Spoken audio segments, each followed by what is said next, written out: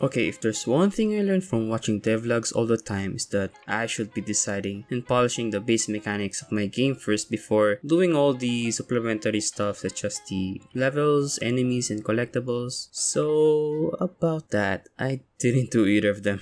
Okay, hear me out. I had too much fun animating and yeah, there was tons of bugs. The arrow firing system is working good and all, but it did not sit well with me that he's just standing there menacingly while he's firing his arrows. So I just had to make him some animations. Okay, the game plan was to have one animation for each direction. Well, for these directions at least. I did not include the animations with him facing downwards because I haven't decided yet on the verticality of the game. So here, I finished the horizontal animation first in Sprite in order to see if I can pull it off. But of course, all developers know that it always won't work the first time. Okay, great. Now it's the opposite. He's pretending to fire arrows without actually firing arrows. So yeah, clearly it's not working out at all.